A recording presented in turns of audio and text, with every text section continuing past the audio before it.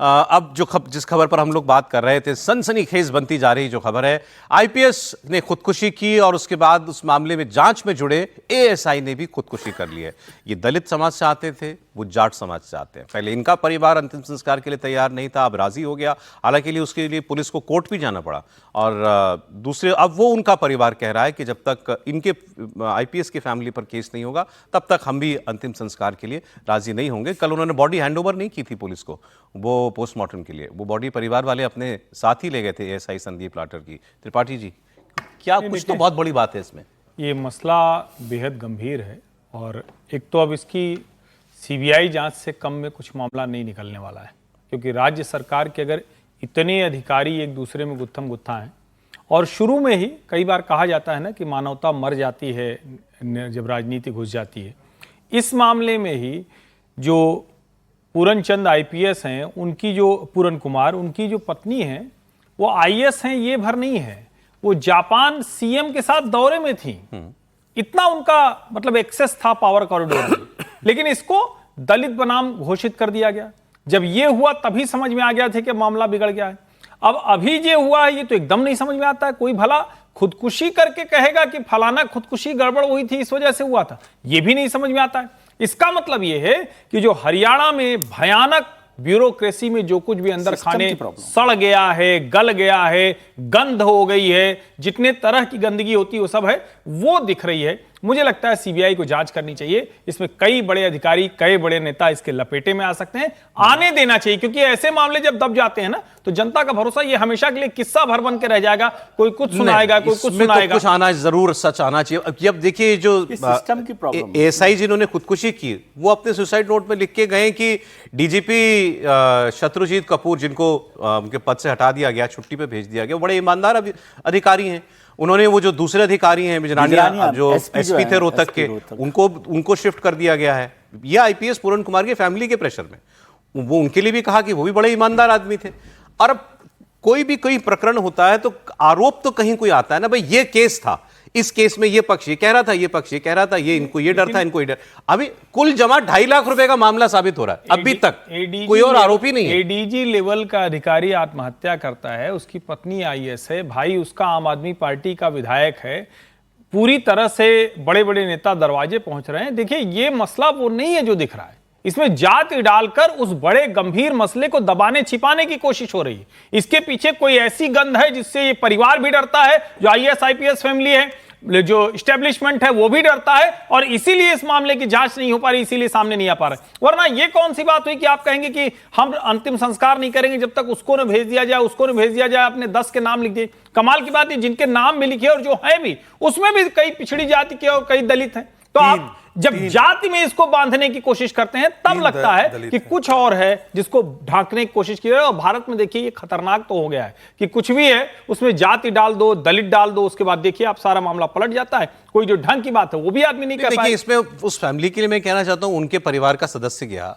उसमें वो जिन लोगों के नाम लिख के गया वो तो उन पर कार्रवाई की मांग कर रहे हैं। ये तो बाद में लोग उनसे जाके जुड़े। नहीं, ये जिन लोगों ने महापंचायत वगैरह भी की, ये लोग बाद में उनके पास गए कि साहब हाँ कि हम आपको इंसाफ दिलाने के लिए हम सड़क पर बैठेंगे। बैठ जाओ। सिस्टम में करप्शन बहुत ज्यादा, ये इसमें बहुत साफ दिखाई दे रहा है, और सिस्टम गड़बड़ है हरियाणा का।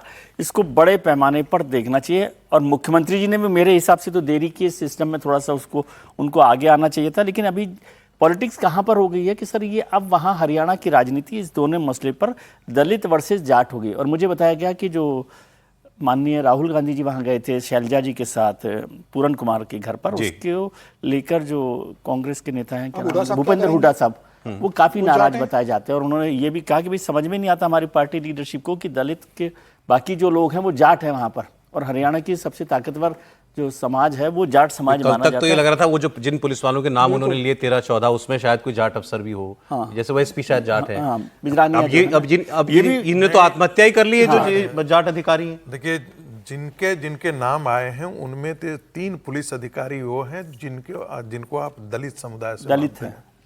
दूसरी बात, इन्होंने कहा कि मेरे खिलाफ जो है वो जाति आधार पर चूंकि मैं दलित हूं इसलिए हमारे साथ भेदभाव होता है।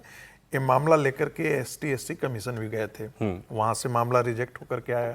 फिर हाई कोर्ट भी गए थे, वहां भी इस चीज को हाई कोर्ट ने किसी पुराने केस में, पुराने केस में तो एक दो थोड़े केस ऐसे 8-9 केसेस इन्होंने इस प्रकार वो की प्रताड़ना वाले केस हैं उनके। हाँ, तो ऐसी स्थिति में मैं ये बात बहुत लगता है कि भाई इतने बड़े रसूख का आदमी जिसका फैमिली बैकग्राउंड भी पॉलिटिकल बैकग्राउंड है, इनके जो पत्नी उनके भाई जो हैं वो आम आदमी पार्टी से जुड़े हुए हैं और उनका एक्सेस जो है वो चीफ मिनिस्टर तक हमेशा रहा है।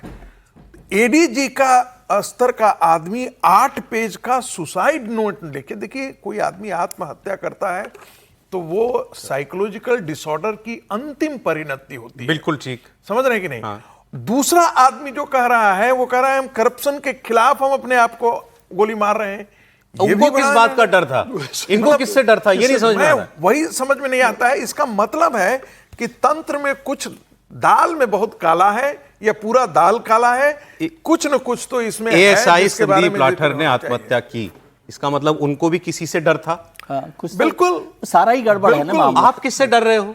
गड़बड़ झाला बहुत है। या डर था या कोई कोई और एक दबाव अदृश्य भी हो सकता ताकत है। थी, दबाव था दबाव जिसके भी हो कारण सकता है। उन्होंने सर, इसको आप यूं भी आत्महत्या की। देखिए, अब मुझे क्योंकि जितना एक सवाल complicated उठता issue है, है। नहीं, सवाल क्या ये भी राहुल है कि गांधी आत्महत्या ही की? क्या ये मैं वही बात कर रहा हूँ, क्या सवाल तो ये भी है। राहुल गांधी अब इनके घर पे जाएंगे? सवाल तो ये बनता है, मौत तो मौत होती है, किसी की जान चली गई है, तो उसमें क्या राहुल गांधी आज दोबारा वहां जाने नहीं की सर, कोशिश ये करेंगे? आप कोई और भी जाने? आप कुछ ज्यादा सहृदय, जब आरजी कार में नहीं गए मुझे ध्यान में है, नहीं तो फिर ये तो नहीं, यहाँ तो एक ही केस से जुड़े 2 अफसरों ने जान गई। तो क्या फर्क पड़ता है? देखिए, नेता लोगों के लिए क्या फर्क वो तो पड़ता है? कथनी में क्या हुआ था? वो सबसे कौन सा ज्यादा केस हुआ था कष्ट अभी? इस बात जिसमें का है भीड़ में कि 41 हर लोग चीज मरे। के पीछे दलित तमिलनाडु में। वर्सेस नॉन दलित जो है, शराब वाला। ये सबसे खतरनाक है। ये जो चल गया है कि दलित है वर्सेस नॉन दलित है। अब आप देखिए, कल जाकर के खाप पंचायत होगी, जाटों की खाप पंचायत जो है वो पुलिस लॉबी के पीछे एक लॉबी वो खड़ी है, दलितों की लॉबी एक लॉबी उधर खड़ी है।